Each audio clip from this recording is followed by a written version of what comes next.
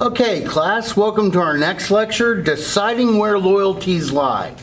This period we're going to cover is from 1763 to 1766. And basically, in that 13-year time span, we go from being colonials that are proud to be British back in 1763 to, by 1776, about a third of our population wants to get out from being English and become an independent nation. And it's through this period, sometimes through a comedy of errors, it seems like every step that's taking closer to unification between the American colonials and England, 2 steps are taken back. So victory's new problems.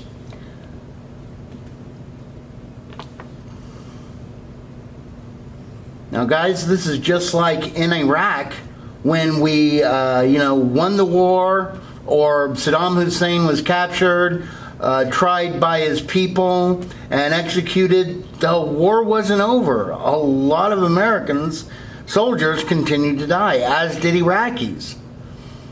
Because, as Abraham Lincoln said, cannons conquer, but they do not necessarily convert. Now, dealing with French and French-Canadian and Indian resistance. Following the victory over France and the acquisition of Canada, England faced many problems on the American frontier and up in Canada.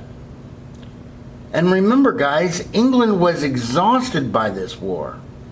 It had won, but it had nearly doubled its debt.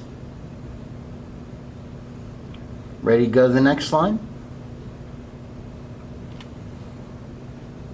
For example, out in Virginia and further south, you had the Creeks and the Cherokees that were clashing with the expanding colonials.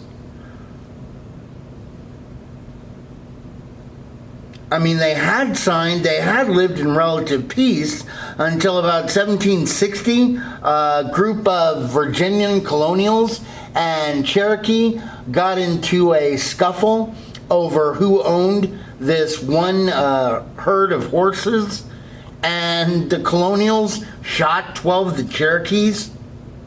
That pretty much sparked off fighting between the Cherokee and the colonials in the American, or in the colonial British South.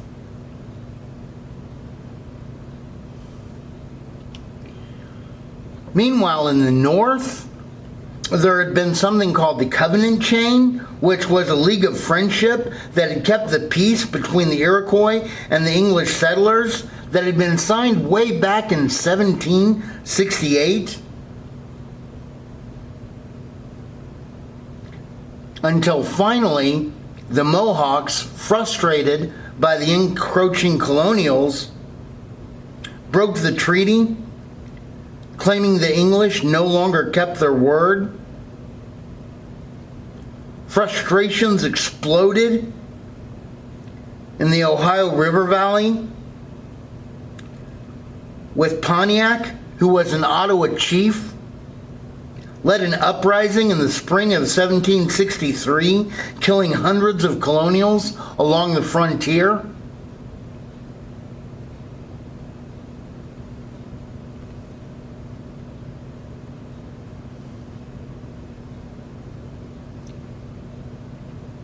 Ready to go to the next slide? So how are the English going to solve this? Well, to reduce the English solution. To reduce conflict on the border, the British government decided to keep Indians and Americans apart. Basically, they wanted to separate them. So they passed the Proclamation Line of 1763, which forbade colonial settlement west of the Appalachian Mountain Range. So in other words, there you see that red line right there, that's the Proclamation Line. and the settlers over here couldn't go any further west.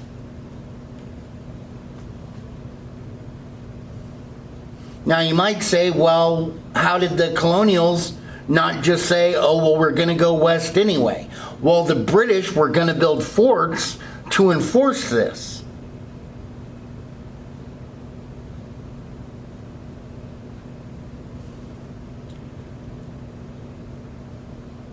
Ready to go to the next slide? The colonial reaction. Well, guys, a lot of the colonials were infuriated by this. Why? Because it seemed to them they won the war. So they thought they should, as part of the victory, be able to expand and have more prosperity. After all, remember, we had spent our own money. We had sent our own colonial sons to fight in this thing. And it seemed like now we weren't able to reap the rewards. Not only that, but there also was a reaction to the fact that up in Quebec, with the French residents of Canada, the English allowed them to maintain their culture and religion. So it seems to the colonials like they're rewarding the people who lost the war, and they're punishing the colonials who helped them win the war.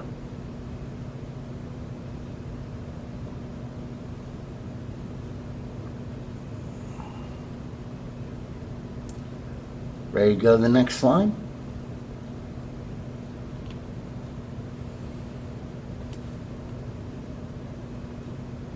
And after demanding more from the colonies, B. After the war with France, the British government really starts to becoming critical of the colonials. And they think, hey, look, this war was fought for the colonials, so now the colonists should help pay for the cost of the war.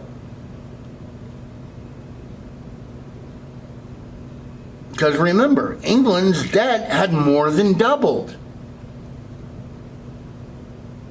And they were already taxing the English at home heavily. So now they think, well, the colonials that are so proud need to help start paying their part of the bill.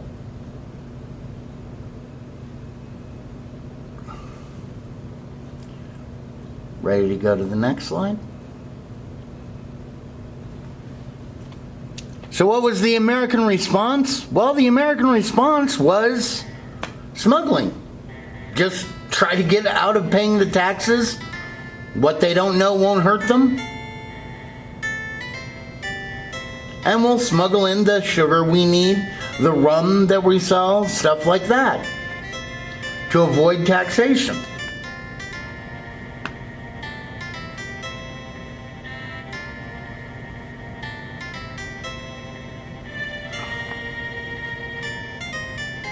Ready to go to the next slide?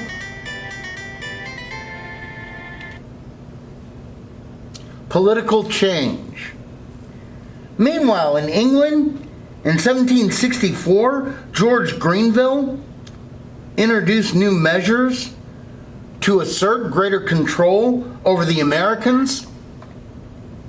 This was a guy who had been the Lord of the Treasury, so he was totally familiar with England's finances and with England's debt.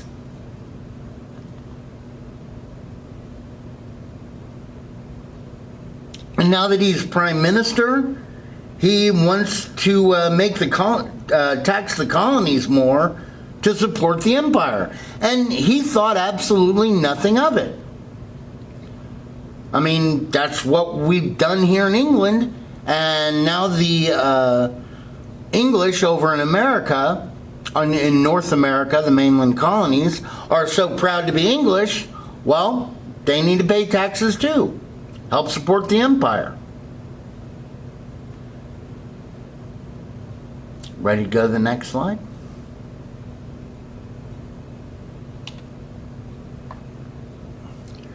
So he passes some things to make it easier to cut back on the smuggling.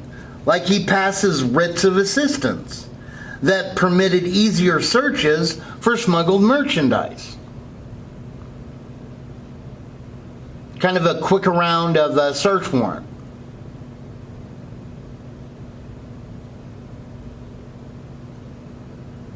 Today, a good example would be probable cause. If a guy sees like a criminal duck into a building real quick, he can go in and pursue him because of probable cause. I saw the guy leave from a store, heard some gunshots, looked back, saw him running back into this building, so I went in.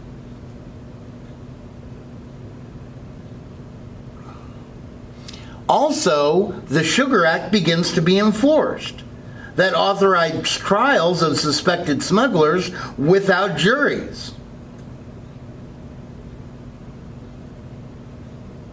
And even though the law had been passed way back in 1733, the colonials had largely ignored it. And as soon as it starts to become enforced, this leads to an economic depression. Why? Well, if I have to pay more for sugar, then I'm not going to be able to buy as much sugar. And if I want to turn it into rum, then I'm going to have to let some of the people that work at my distillery go because we don't have as much sugar. Also, now on my rum, because it's costing me more, I'm going to pass that cost on to the colonials, who of course are going to buy less of it because they don't have that much money. And now a lot of them don't have jobs. And this is, same exact thing if somebody works at a bakery or a restaurant or something like that. And of course, if you're the guy who has the ship, well, now you're carrying less cargo, you're not going to need as many sailors. You're not going to need as many people that make rope. So this depression really begins to hurt the colonials. So how are they going to respond?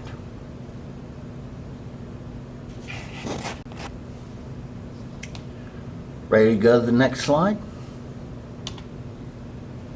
The colonial response. Well, debate about how to respond to the Sugar Act occasioned the first widespread discussion of rights and liberty and what should the powers of government be. As always, some people objected strongly to this. Some people welcomed it. Now, why would some people welcome it? Well, because some people, we were getting we really do need to help pay for the cost of empire, and it's, it's okay. So which side is right, like I said, led to the first widespread discussion of rights, liberty, and what the powers of government should be. Everybody got it?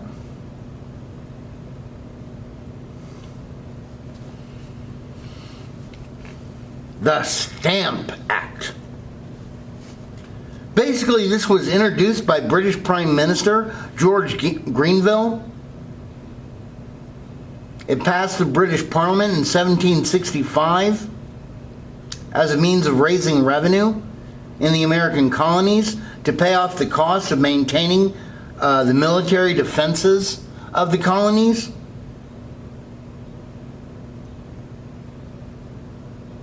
Now, the reality of this, though, was this was the first direct tax that had been put on the colonies, as opposed to an internal tax. An internal tax is something that, like we'd vote for a local assemblyman, they'd discuss it, and they'd pass a tax. We had part of the election, the actual representation. A direct tax is something that is totally outside of our control. Now, this tax was based on a 100-year-old English tax. In other words, if you lived in England, you'd been paying this tax for the last 100 years. What did it require? It required that all legal documents, licenses, commercial contracts, newspapers, pamphlets, and playing cards all had to carry a tax stamp on them.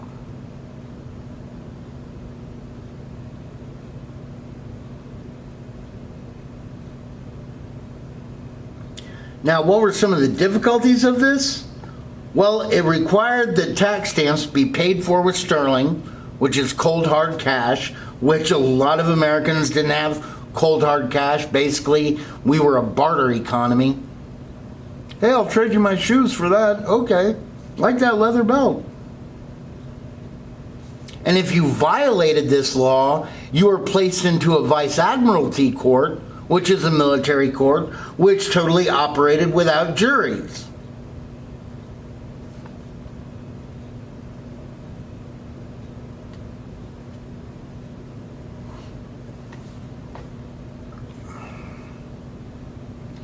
Ready to go to the next slide?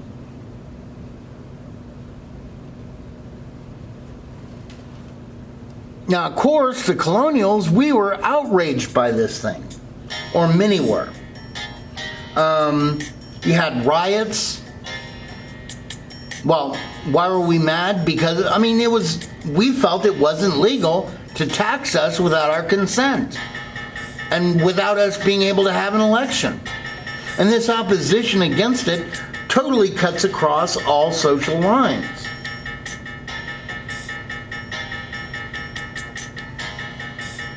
You had riots that broke out in Charleston, Annapolis, Boston, and Philadelphia. Why did I bring up those cities? Well, Charleston is in South Carolina.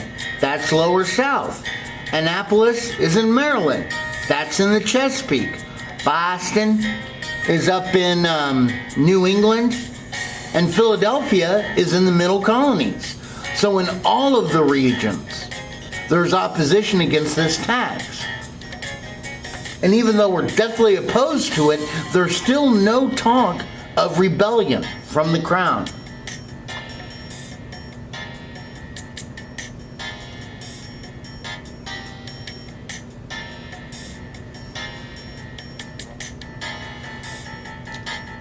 Ready to go to the next slide?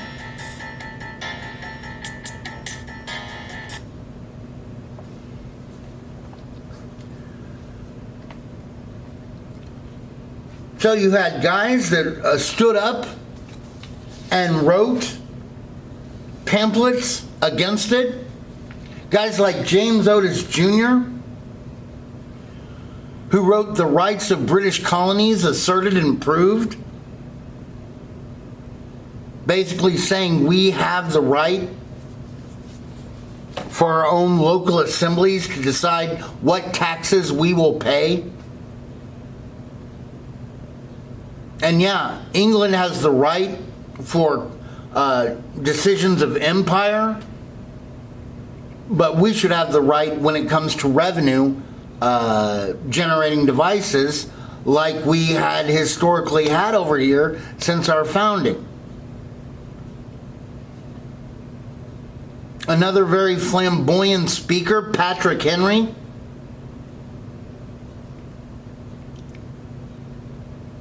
he was the guy who said, I know not what course others may take, but as for me, give me liberty or give me death.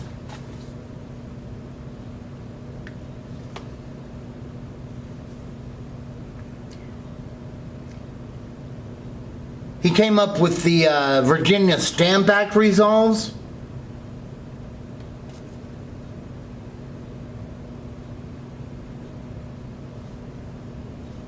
To protest against the act. 4 of these were actually adopted by the Virginia House of Burgesses, or the colonial governmental seat in Virginia.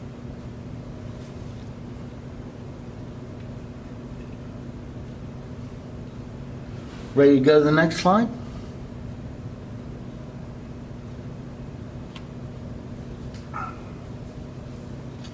And in August of 1765, you have the Loyal Nine, which was a Boston social club of printers, distillers, and other artisans that organized a demonstration against the Stamp Act.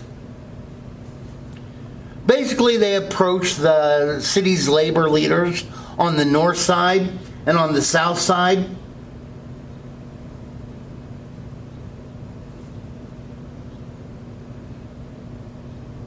And they basically planned to put up a protest the night before the Stamp Act was supposed to take place.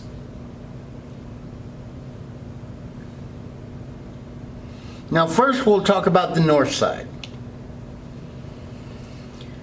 The north side, well, that's the bankers, that's where the professionals lived. So, North End activities. You had the demonstrators that hung up an effigy or a likeness of Andrew Oliver, the province's stamp distributor.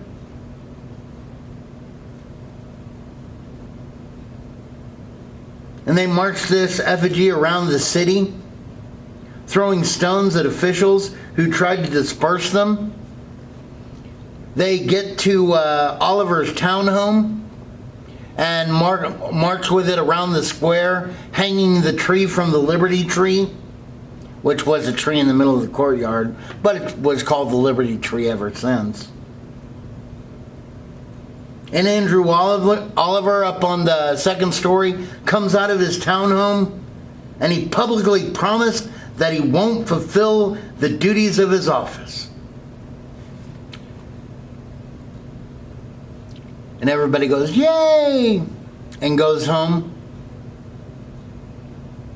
And that was the North End.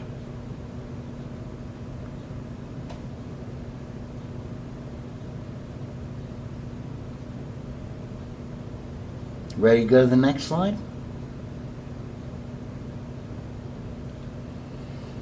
But then you've got the Southies. And guys, the south side of Boston was where all the laborers were, where the guys who were really struggling to make their next dime. They were led by Ebenezer McIntosh, and these guys were infuriated. They attacked the homes of several customs officers, and they destroyed Lieutenant Thomas Hutchinson's townhome.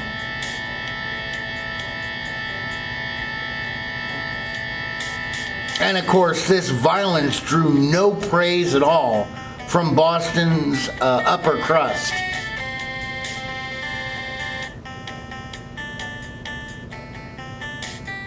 Even though it showed the power of groups.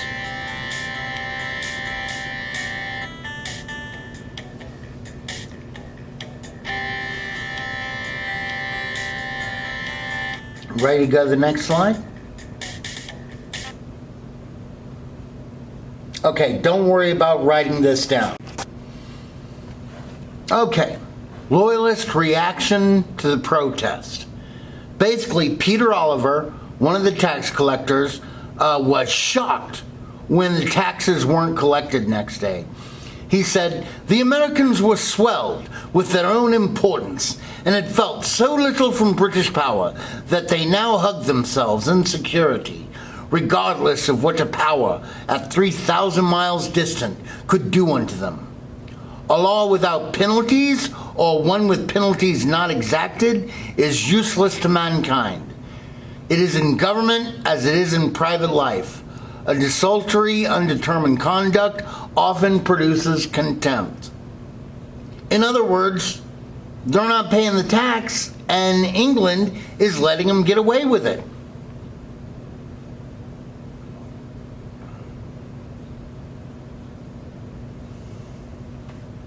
Ready to go to the next slide?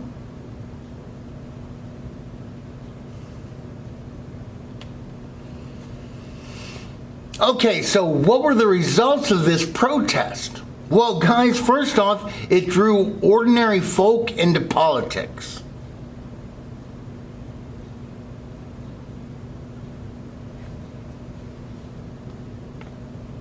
And it definitely showed the power of crowd action.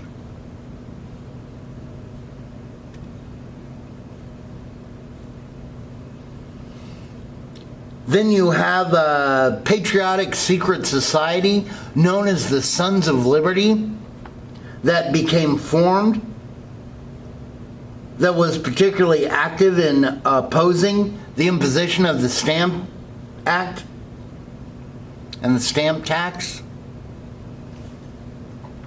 A real popular leader of this group was Samuel Adams, who himself was a tax collector.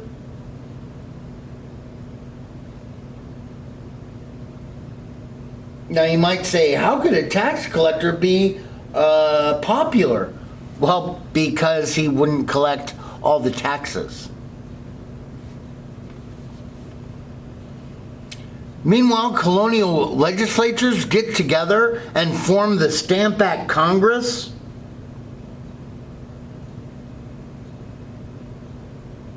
And at this meeting, they write a petition to the British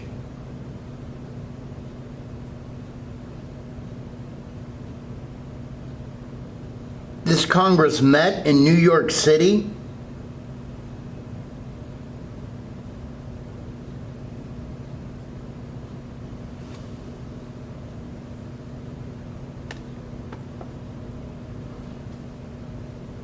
And basically it was a unified but conservative statement of protest, asking for a repeal of the Stamp Act,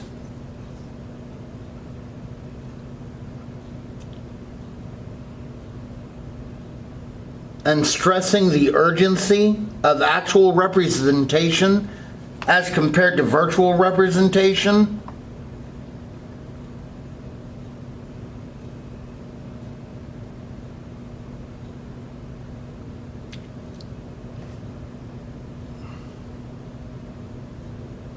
Ready for me to go to the next slide?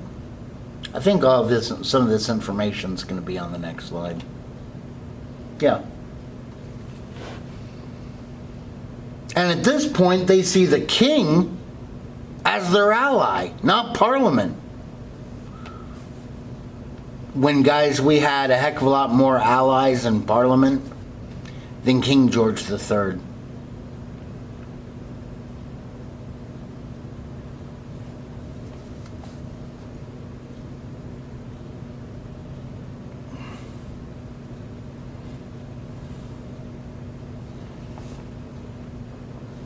But remember, even at this time, we're not ready. There wasn't talk of rebellion.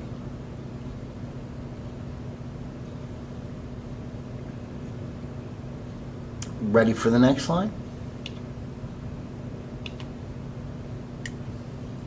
So the role of the public. Basically, they go out and they organize boycotts of British goods. Until they repeal the law, we're not going to buy British things. And of course, they refuse to place the stamp on business papers. Even the courts that are over here don't enforce that the papers that appear in the court have to be stamped.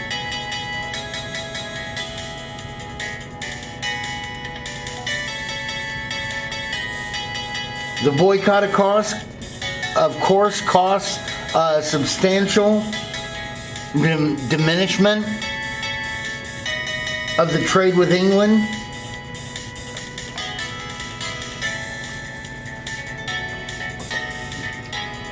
So now England, even though it attempted to make more money, now they're making less money.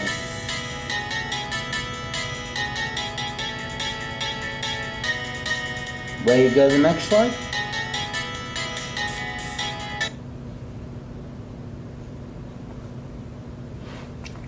And the effect of the boycott is felt. Because remember, America bought 90% of what it needed from England, and now we have that boycott on.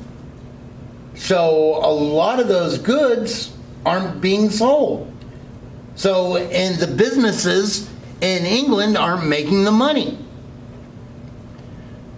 Meanwhile, over here in the colonies, we decided to send Benjamin Franklin to London to argue for us. And he appeared before Parliament in March of 1776. And Parliament just totally rips him down and treated him so unjustly that he kind of turned against England at that time. Now the sad thing is that his son, Benjamin Franklin's son, was the royal governor of New Jersey, and this caused a real split between the two, and a rift that never really healed.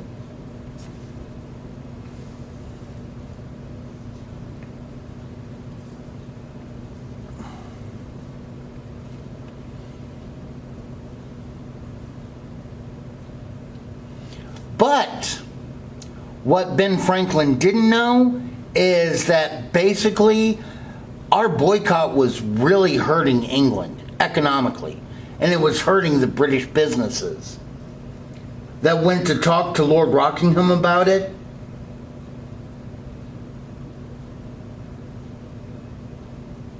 And so basically they repealed the law.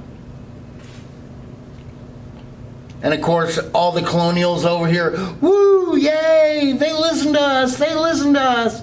And we're so busy celebrating that we don't notice. You ready to go to the next slide?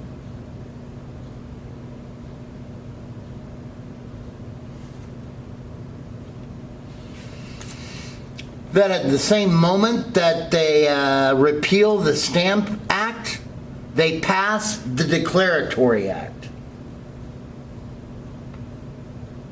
which basically asserted Parliament's ability to tax and legislate for Britain's American possessions in all cases whatsoever. So in other words, the whole reason why we had this the protest against the Stamp Act, saying, hey, no taxation without representation. Well, according to the Declaratory Act, that it totally does away with us having any form of voice in our taxes. But we're too busy celebrating, so we don't really pay attention to that.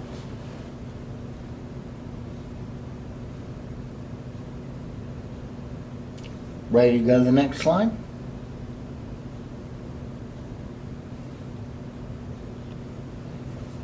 Asserting American rights.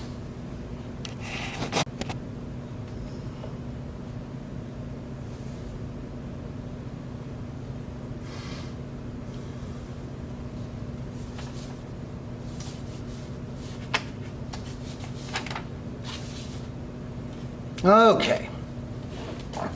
The Townshend Acts and colonial protest. Now, Charles Townshend, who had been with the Treasury, he was a member of the Board of Trade, he decides to go ahead and increase taxation and control of the colonies when the PM becomes severely ill. Basically, Townshend took control of the government, and he passes 4 resolutions. Like in the Suspending Act, because New York had refused to pay for the housing of British soldiers, they cut off the harbor, saying that it could no longer trade. And when the local assembly argued against it, they simply dissolved the assembly. Meanwhile, they passed import duties on goods that were coming into the colonies. These were taxes that you'd have to pay, like if you wanted to buy tea, glass, paper, lead, or paint.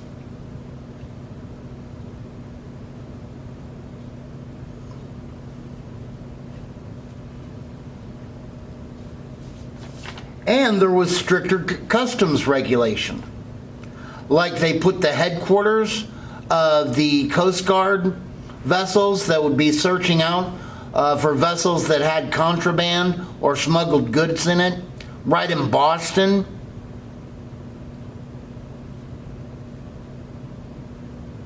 They gave the captains of those vessels greater search powers. And there was more Coast Guard vessels,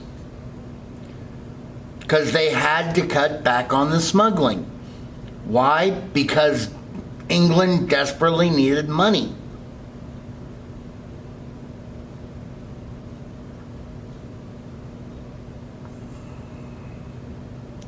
Ready to go to the next slide?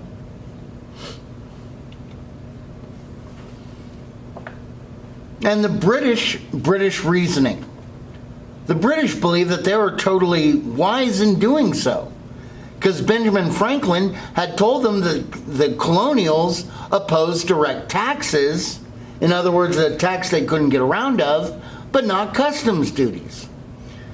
For example, there's a tariff on imported cars, and you want to get around that tariff? How can you get out of paying that tax? Well, buy an American-built car. And that's why now so many foreign car manufacturers have their factories here in America, so they can get around that tariff loophole. And the customs duties would only be used to pay for enforcement of regulating to make sure that that the colonials were no longer smuggling. Of course, this totally takes the power of the purse, or the money power, away from colonial legislatures.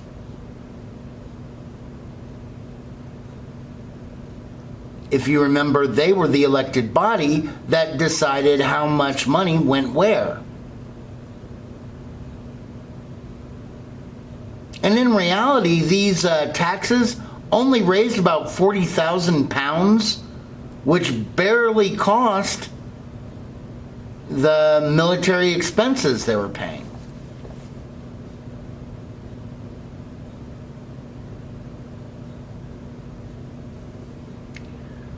Ready to go to the next slide?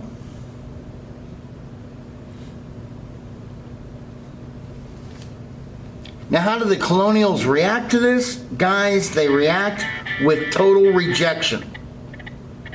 Once again, going back to no taxation without representation, they argued that actual representation was required for any revenue means.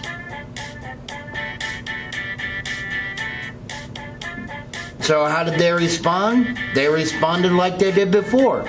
They renewed the boycott.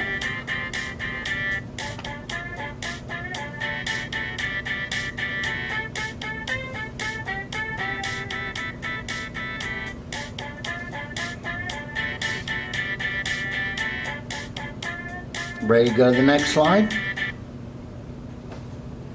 The British humiliated. You have protests against the Townshend Acts that mushroomed, especially in Massachusetts. So because of all this tension, the governor was forced to suspend the assembly because it called for a petition by all the colonial legislatures against the acts. The Sons of Liberty are out in the streets enforcing the boycott with strong-arm methods. In other words, if they see you with nice new British glass, they might smash it. This is when Americans start to drink coffee instead of tea.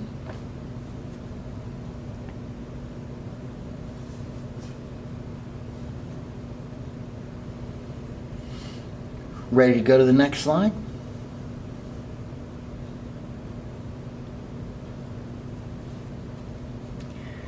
You even have smuggling being protected by them. For example, in case of the Liberty had seized 2 Connecticut ships and brought them into Newport Harbor. The Captain William Reed was really disliked by the colonials because he did such a good job of finding contraband. And basically, while he and his men, they tie up the ships, go into a tavern. Some citizens go out, cut down all her cables, cut her mast, destroy her small boats, and leave her adrift. She floats over to a small island where she's grounded. And then they burn it up. And Reed, of course, comes out of the tavern and says, "Who did this? What happens to my ship?" And all the colonials were like, "What do you mean? Oh my gosh! We don't know. What happened to your ship?"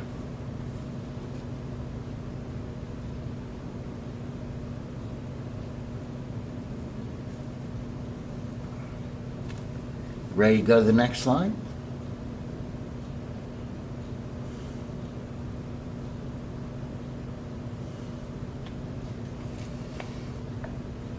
Well, the British, they're not going to back down. We need to start paying taxes. England's miserably in debt.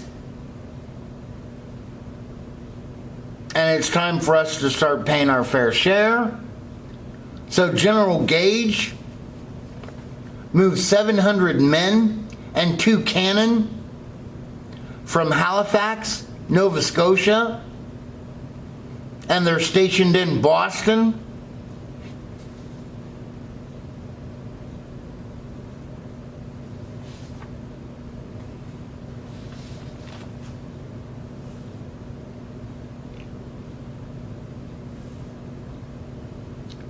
Ready to go to the next slide? Then, so you have all this new British forces moving in there, and these guys are seen as potential oppressors by many. Also, if you're a young guy, they're competition for jobs. Because a merchant or a banker or a distiller that might want to show they're loyal to Britain are going to hire the British soldier that on his off time could get a part-time job.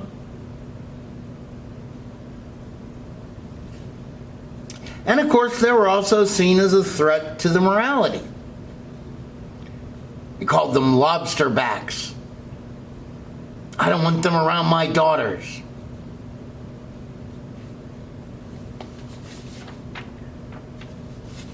And then comes the night of March 5th, 1770. Basically a mob of men, well actually it started out with young kids, throwing snowballs at the British soldiers. And of course some of these snowballs might have rocks in them, might have pieces of broken glass. Well, that's how it starts at about 10, and then the kids start to melt away and they're replaced by teenagers who might throw boards, rocks, bottles. And then adults show up, all looking at these British soldiers with fire in their eyes. And then suddenly somebody starts ringing the bell in the church tower, which was a signal that everybody was supposed to come out, usually to signify something like a building being on fire or something like that. And so this huge crowd masses around this squad of British soldiers that is scared out of their mind. All of a sudden, somebody, we have no idea who, but somebody shouts out, "Fire!" And the British soldiers, they open fire.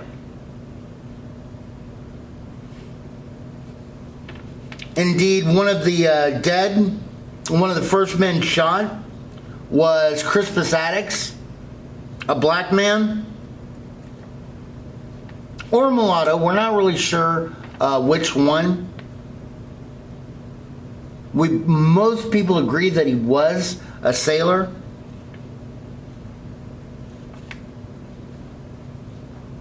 So he was kind of the first martyr of the Americans. 4 others are killed. 6 are wounded. And Paul Revere turns this into a glorious piece of propaganda. Propaganda pieces right here. It makes this look like it happened in the middle of the day. Even though you can see, no, well, there's the moon up there. Even though it looks like it was the day. Here are the people that are just doing innocent things. And indeed, this one guy right here who was shot, he was just walking his dog. And he got gunned down.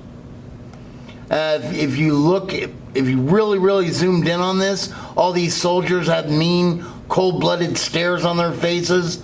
There's Captain Preston yelling out fire, which of course he didn't do. There's no snow on the ground.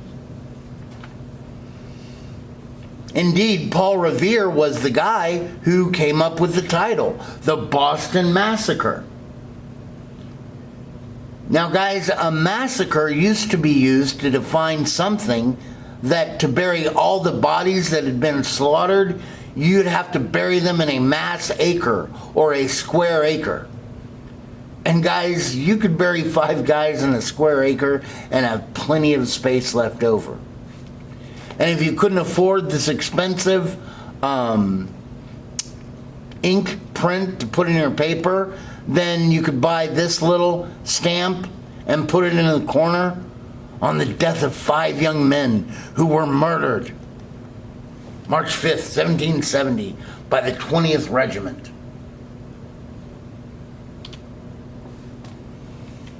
Well, the British now totally have egg on their face.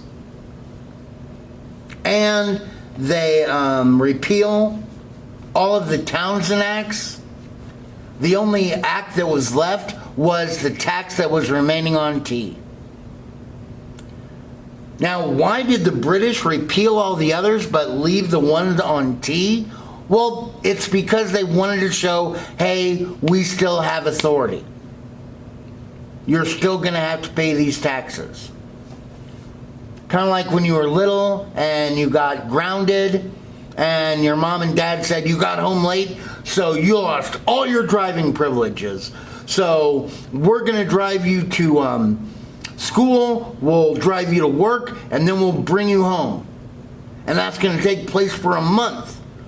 Well, after about a week of dad having to take you in the morning, and then your mom having to pick you up from there and take you to your after-school job, and then your dad having to pick you up from your after-school job and coming up back home, at about the end of the first week, all of a sudden they're going to say, well, you know what, your mom and I had a talk and you were surprised by your responsibility. So we're going to go ahead and let you drive the car to school and work only, but you can't drive the car on Sunday. Now, you never used to ride the car anywhere on Sunday anyway, but the only reason why they still leave that there is to show you we have the power. Ready to go to the next slide?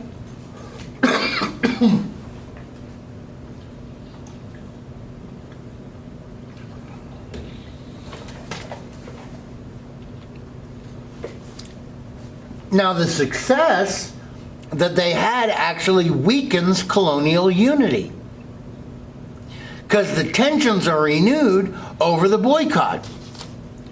The artisans and laborers who, because we don't want to buy British glass, I'm going to go invest in this huge glass blowing facility and I'm going to start making glass. Well, even though you're making glass, it's nowhere as nice as the British glass, and it costs more. And meanwhile, the merchants, this is the second time they've been out of a lot of money, and they want this to boycott to be repealed so they can hire back the sailors, they can hire back the rope makers, everything like that. So because each side wants more wants more members that can vote for them, so they can hopefully win their arguments, you have greater political participation demanded from both sides. Now, guys, if England had just let us alone for just a few years, we might have destroyed ourselves and with the infighting. But England couldn't afford to do that. Why? Because once again, they had more than doubled their debt. Ready to go to the next slide?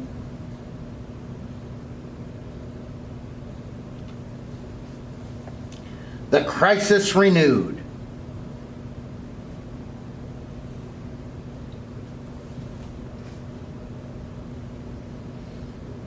Ready to go to the next slide?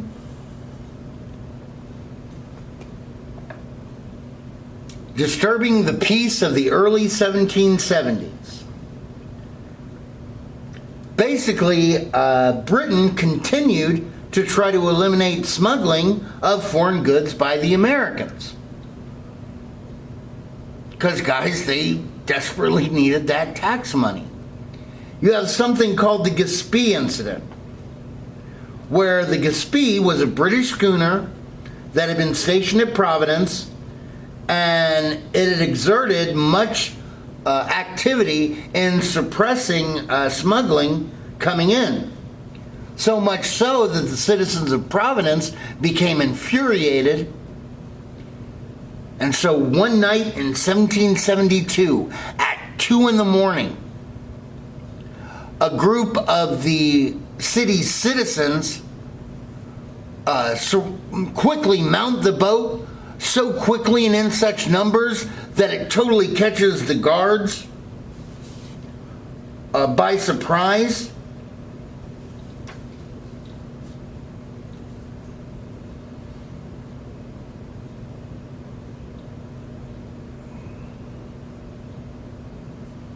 And basically, they didn't have to hurt anybody except the commanding officer.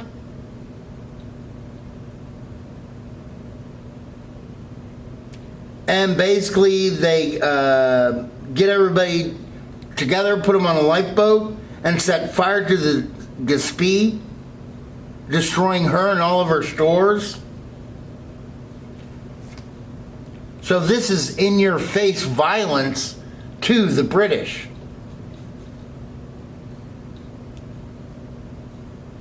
Ready for the next slide?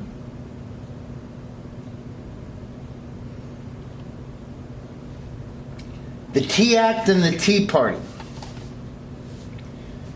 Now, guys, the next thing had absolutely nothing to do with America.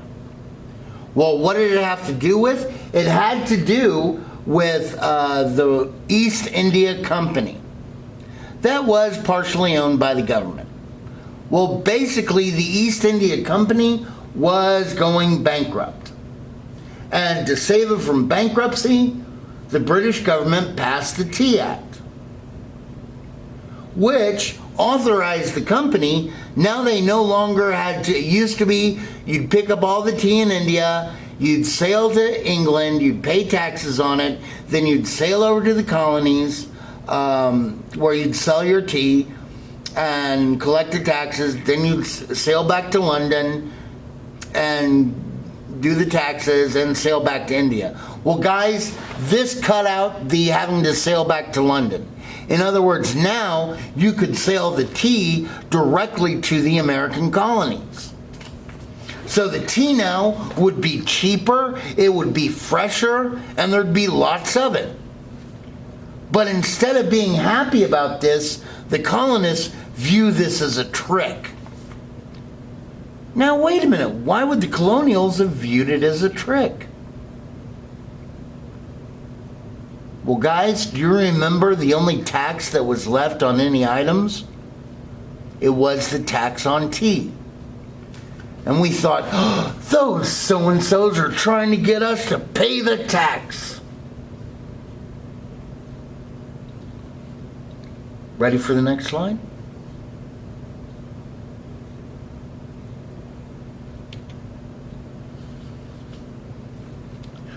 So you have tea being prevented from being landed in many cities.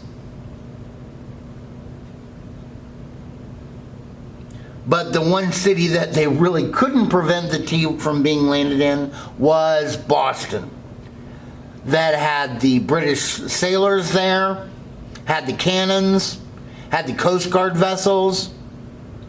So the ship is able to get into Boston Harbor. But groups like the Sons of Liberty don't want that tea to be unloaded and to be put for sale.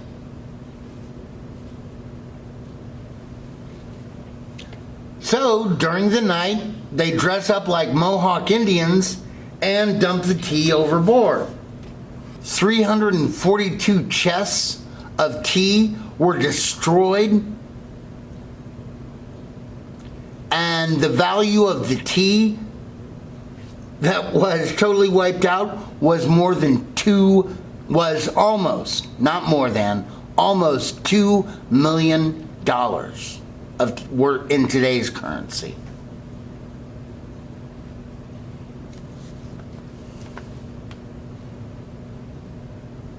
So do you think the Brits are just going to laugh about that and go, "Oh, you Americans"? No. The British respond by passing the Intolerable Acts, which were 4 pieces of legislation specifically to punish Boston. And the harbor was going to be closed until the cost of that tea was repaid. Meanwhile, England, just on another coincidence, they happened to pass the Quebec Act at the exact same time.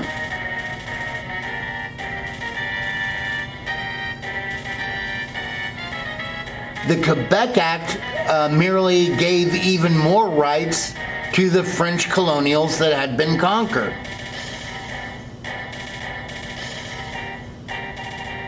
So again, it should come as no surprise that the colonials respond with anger towards England and sympathy towards Boston. Once again, it looks like we're being punished even though we were the victors of the war.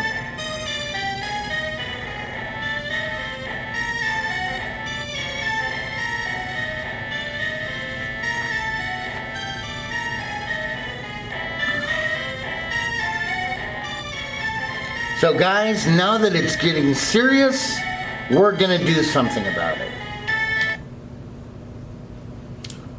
We have the First Continental Congress.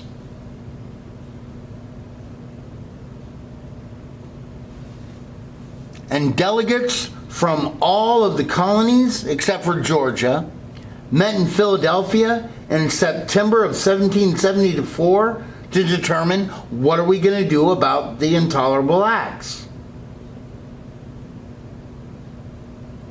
And the delegates that were there included some of what would become the country's most important future leaders.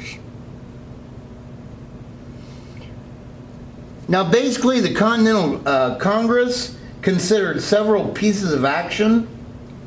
First off, it approved the Continental Association, which was a boycott of British goods.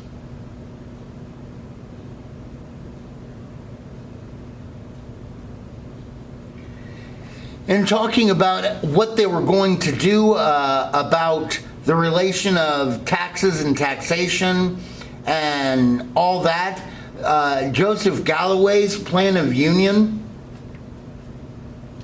was barely defeated, and John Adams' Declaration of Rights and Grievances,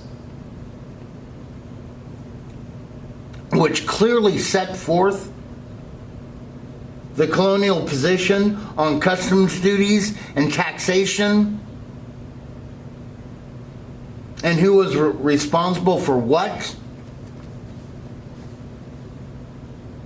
And right before the meeting closed, it passed the Suffolk Resolves. What are the Suffolk Resolves? Well, basically the Suffolk Resolves said, hey, everybody in Massachusetts, you better get a gun. Arm yourself.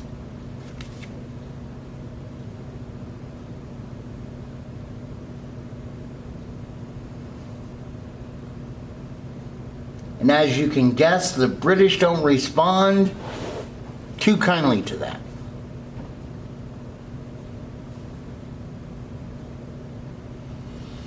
Ready to go to the next slide? The decision for independence.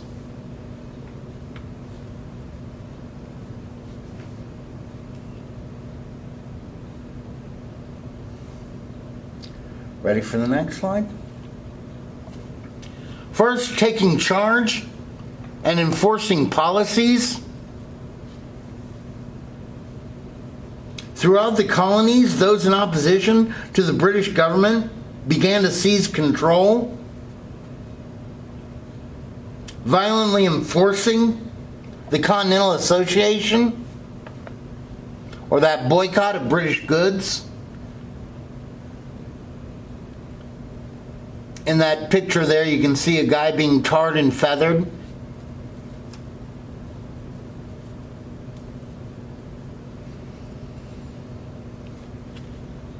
Ready to go to the next slide?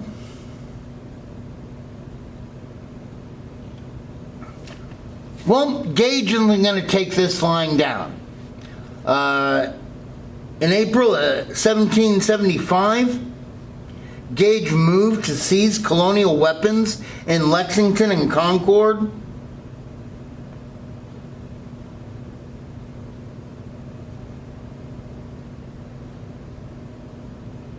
Basically, Concord was about 16 miles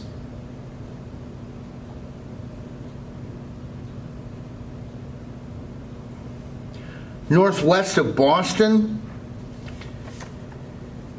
And they had been given some weapons a long time ago. And they were old weapons when they were given to the city. Basically, it wanted as protection against Native Americans. And so now that they had told with the Suffolk Resolves, told people to arm themselves, he was going to go and get those guns back for the British Crown.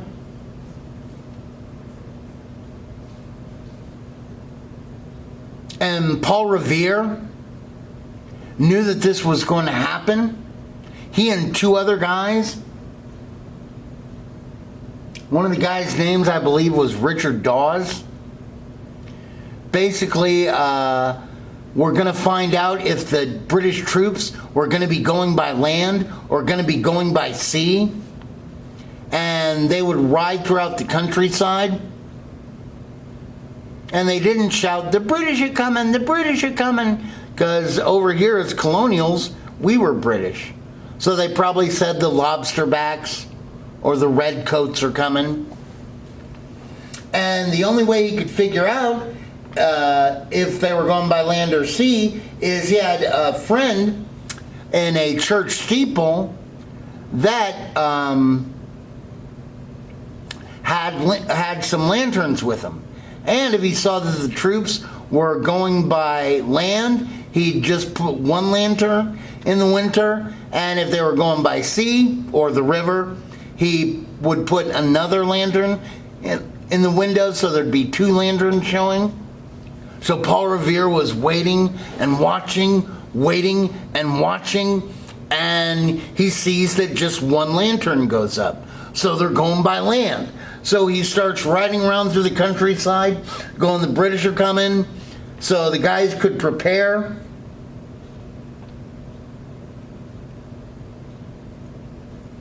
And at Lexington, where they, which was the first place they had to get to before they got to Concord, they found a group of 70 men on the bridge, compared to their troop body of about 700 British troops.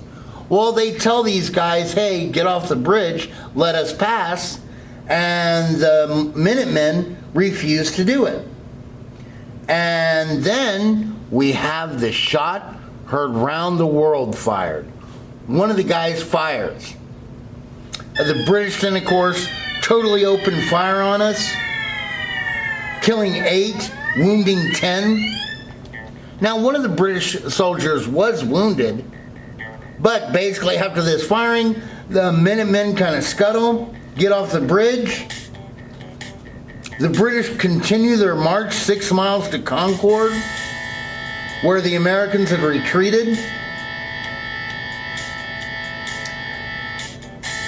And now they faced a much larger body of Minutemen that does nothing but gets bigger and bigger.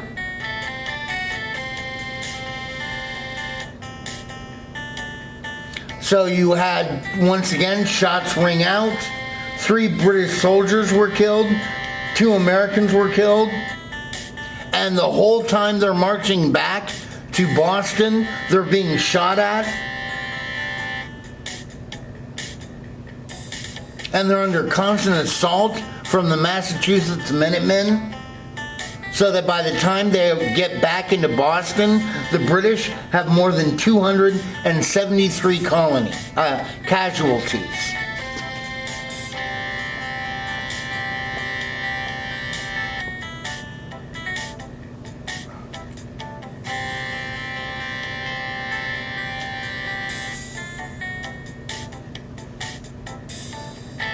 Ready to go to the next slide?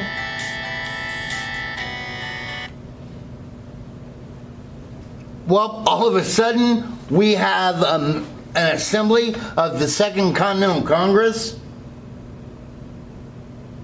meeting in May instead of September, because holy cow, we opened fire on them. And it did take steps to prepare for war, like it approved the creation of an army with George Washington as commander-in-chief.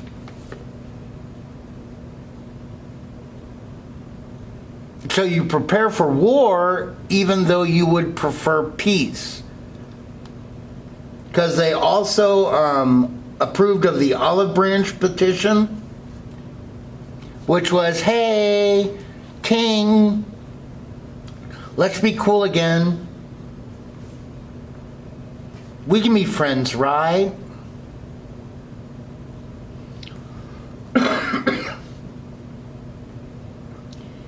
You ready to go to the next slide?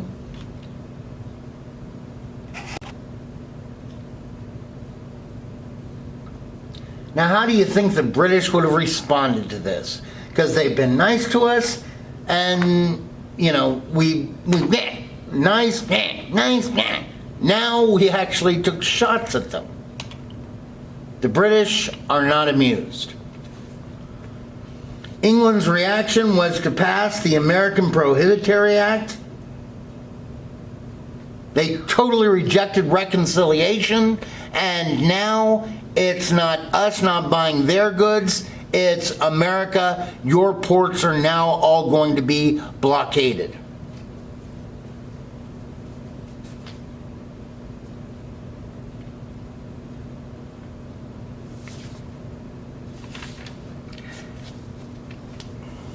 Ready to go to the next slide?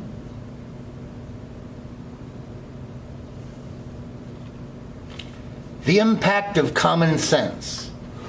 Well, guys, we are a little colony that's basically taking on the largest superpower in the world, okay? And a lot of people are scared. That's when an immigrant who had come in from England by the name of Thomas Paine. His parents were Quakers, and he wrote a pamphlet called Common Sense. Guys, it's common sense that we can rule ourselves. We don't need kings who take away our power, our liberty. The time has come for us to rule ourselves.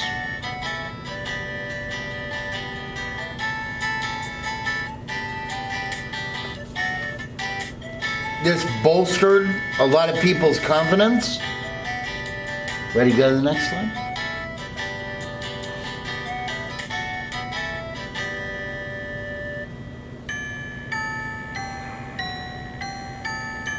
All right, next slide.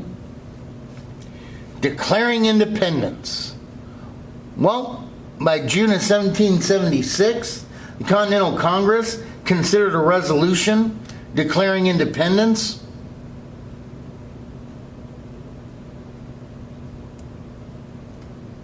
Even though it didn't approve of it until July, following completion of a Declaration of Independence written by Thomas Jefferson.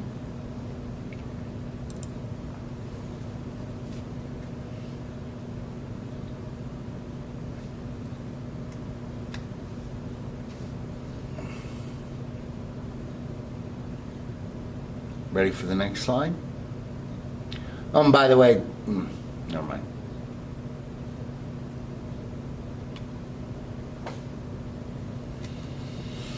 And well, guys, not everybody was so excited about taking on the world's largest superpower.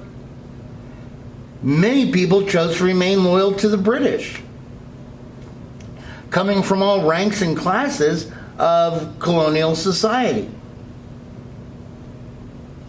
African Americans, the free blacks, pointed out the inconsistencies of this radical position and having slavery even before the Declaration of Independence.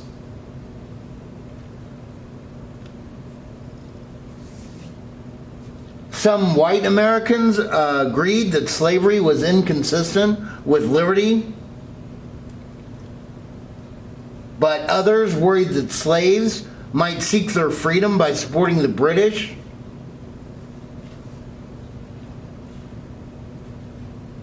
What was the Native American response? Their response was also far from uniform. Basically, their alignments were often determined by intertribal rivalries and Indian concerns about the safety of their villages. Because remember, the British had been nice to them after their victory in the French-Indian War, or the Great War for Empire. They had set up the Proclamation Line of 1763. They were a huge superpower. Ready to go to the next slide?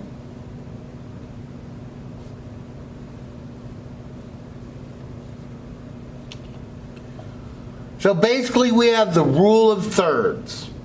A third of the people in America totally support our independence. A third are totally against it. And a third don't care. Just keep it out of my backyard. So throughout our Revolutionary War, we have a little civil war going on between the colonials, where both the guys who are against the war, as well as the guys who are for the War of Independence, are trying to win over this third that doesn't care. So they can increase the numbers on their side.